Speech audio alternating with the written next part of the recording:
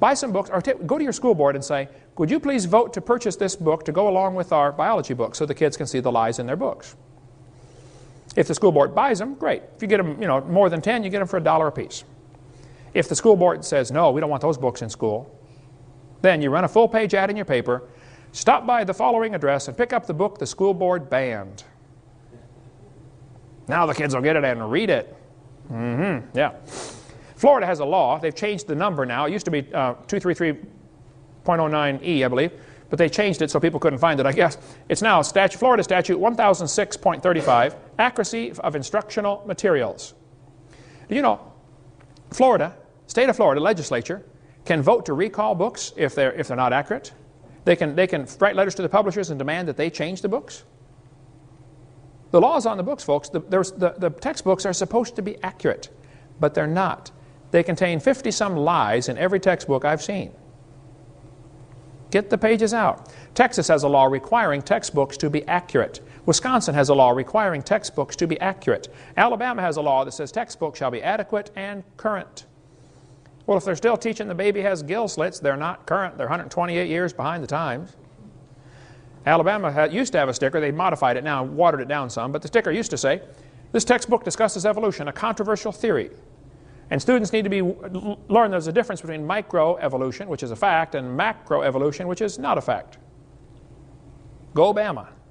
California has a requirement, textbooks shall be factually accurate. Many states have this requirement, but they're just simply not enforcing it. Did you know the publishers will publish a special book just for our state? If the committee got together and said, look, Glencoe, we like your book, however, we want you to take out chapter 3. Or take out the following pages. Do you know how much money is spent just in one school district on textbooks? A publisher would be foolish not to turn down a contract for $750,000. They'll publish a special book. They do it all the time for different states. Get on that committee and do something about it. You can also, parents, be aware that your kids can be exempted from anything you don't want them taught. If you don't want your kids taught evolution, you sign a little paper that says, I do not want my student taught evolution. It's against my religious convictions. Have it notarized, sign, and give it to the school principal, the teacher, superintendent. And if they do teach your kid evolution, or if they say, oh, you've got to stay in class, then you can simply say, do you discriminate against people because of their religion? Ooh, that'll get their attention. Here are some pitfalls you got to watch for in your school. I've seen this so many times. If the school is going to have a good program, some left-wing liberal will make sure that it's an opt-in program. In other words, you have to get parents' permission to go to the program. This happens all the time when I speak in schools. The kids have to come back with a note and saying it's okay for me to go to Hovind's program. But if you're going to have some homosexual speak in your school, or some lesbian about the gay lifestyle, which is not gay at all, and it's not a lifestyle, it's a death style, if they're going to speak in your school, they'll make sure it's an opt-out program. You see the difference? In other words, you have to get a note in order to not come. But if it's a good program, you got to get the note to go. And if it's a bad program, you got to get a note to not go. They don't want a level playing field, folks. And if you have a superintendent or a school principal that tries that one, you ought to help him get a different job too. Put the pressure on. He just needs to find a new job, maybe in a new county someplace. Some practical steps you can do. Number one, kids, don't confront your teachers publicly. Try to talk to them after class. Now listen carefully. If you are late to class frequently, if you're a troublemaker or a goof-off, if you never do your homework, if you don't pay attention in class, then please don't tell them you're a Christian. Shut your mouth. First, be a good student. Now, if a question comes up on the test that says, how old is the Earth? And you know the answer they want, you can simply write on the test, the textbook says 4.6 billion. However, this is not correct. Now they know you learned the book, you did your homework, but you don't believe it, you didn't swallow it. That's perfectly fine. Number two, you can ask to be exempt. Now parents have to do this, the kids can't do it. I am not positive of that statement, but I believe it has to be done by the parents. You have to say, I want my child exempt from anything that's against our religion. Sign a note, give it to the school. Look, if 40 or 50 or 60% of the class was standing out in the hallway, it wouldn't take the teacher long to figure out, we ought to just skip that chapter. I had one guy call me up one day, he said, Brother Hovind, my second grade daughter has watched your videotapes probably 50 times. She can quote them. I don't know why kids watch the same tape over and over and over and over. He said, my second grade daughter's teacher just called me. And she said, sir, every time I talk about something in the class having to do with evolution, your daughter stops me and says, teacher, no, that's not right. And the teacher said, I just want you to know, I'm going to skip evolution for the rest of the time this girl's in my class. My first thought was, yay, this is great. And then I thought, why are we sending second graders off to war? Why aren't the parents fighting this battle? You know, the second grader ought to be able to go to class and read the book and believe what they're taught. Why are we allowing lies in the textbooks? Why are we allowing liars to teach? Don't lie to the kids.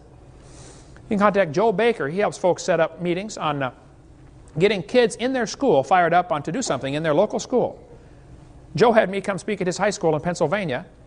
They had an auditorium, seats about 1,000 people. They had 1,500 people come. The principal was pulling his hair out, nervous as a cat, thinking the fire marshal's going to come, arrest me and throw me in jail, They turned away like 300 people at the door, said, no, you can't get in.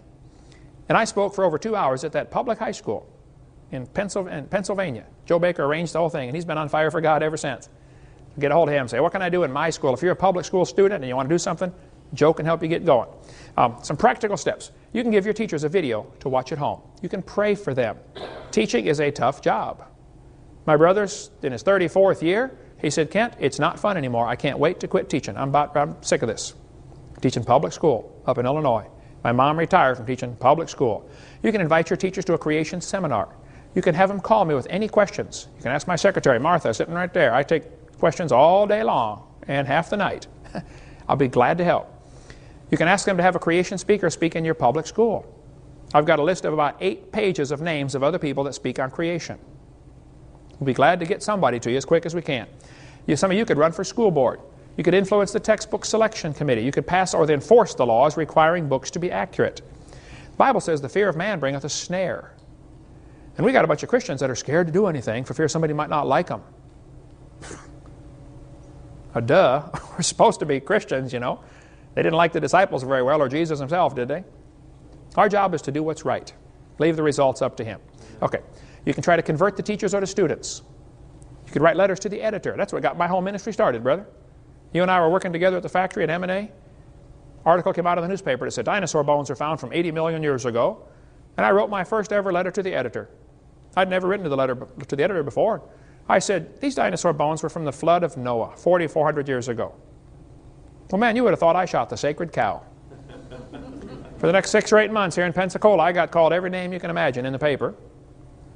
And I wrote letters back and forth, and other people wrote letters. And finally, the university asked me to come do a debate, and a couple churches asked me to come speak, and now it's 14 years later, and I got 30 people on my staff, and get, 20 calls a week, Martha, asking me to come. 55? It's crazy. There's a war going on. Get in. Amen. Find something to do. You could donate some creation books to your public library or public school library. We get calls and letters just about every week from somebody getting saved because they watched a video or read a book that they checked out of their public library. One of our videos. Donate some. You could educate others to use creation as a means of evangelism. Here's what the ACLU will do, though. They will threaten a lawsuit if somebody tries to teach creation. Now, they know they would lose, but it doesn't matter. The fact that it's going to be a lawsuit is going to be costly for the school. So the ACLU, knowing they'll lose, threatens to sue, and sometimes even sues, knowing the school will back down for fear of not having enough money to defend themselves. They're winning by default. They claim teachers can only teach what is in state-approved curriculum. Well, that's a lie. The curriculum really starts when the classroom door closes. Every teacher knows that. And every teacher discusses things in their class that are not in the textbook. Come on, you can't teach otherwise. They claim teachers cannot correct the curriculum. That's a lie. They do it all the time. I taught math and science for years. I was always making corrections in the math book. They mislead people into thinking that evolution is a sacred part of science that's never to be questioned. They use peer pressure or ridicule to silence those who oppose lies in the textbooks.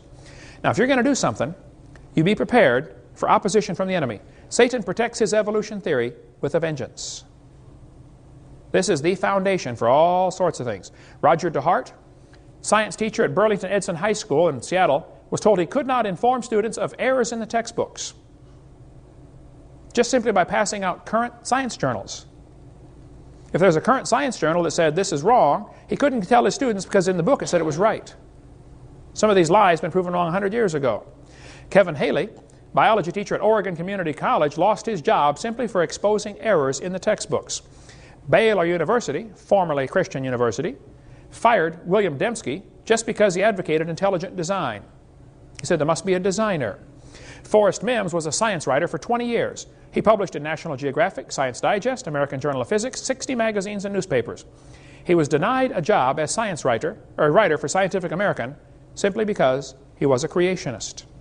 Rod LeVake in Faribault, Minnesota, was reassigned because he doubted Darwin's theory. They said, we don't want you teaching evolution. We don't want you teaching biology if you doubt Darwin's theory.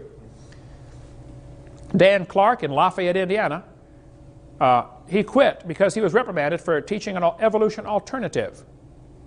The superintendent, Mr. Ed Eller, told him not to introduce creationism to this class.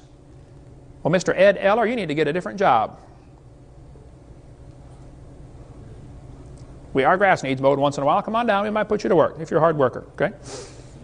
He said, I'm quitting. I'm not going to take this. There's all kinds of articles here. Dean Kenyon was a tenured professor in San Francisco at the university. He'd been teaching for years. He wrote books about evolution, how wonderful evolution was. He was the poster boy of the evolutionist. And then one day he got converted, and they fired him. But he said, hey, I got 20 years. You can't fire me. Oh, okay. They put him in as a lab assistant, you know, washing test tubes. Had to go through a whole big lawsuit just to get his job back, simply because he doubted Darwin's theory. So don't think it's going to be an easy road.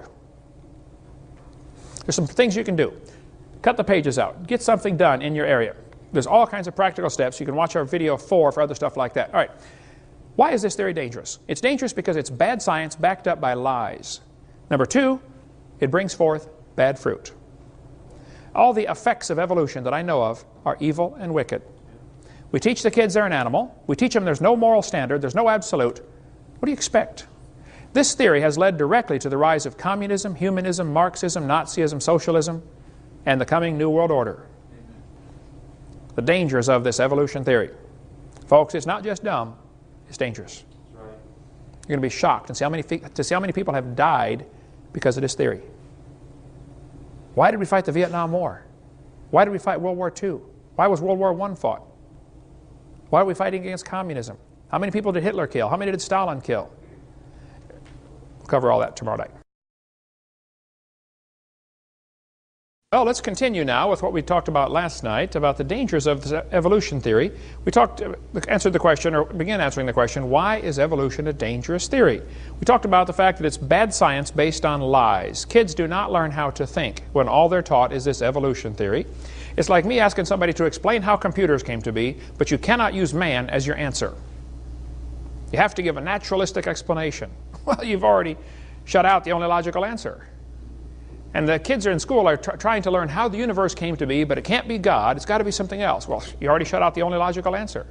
So they're not learning how to think. It's a dangerous theory for science. It's a hindrance to the advancement of science, and it brings forth bad fruit.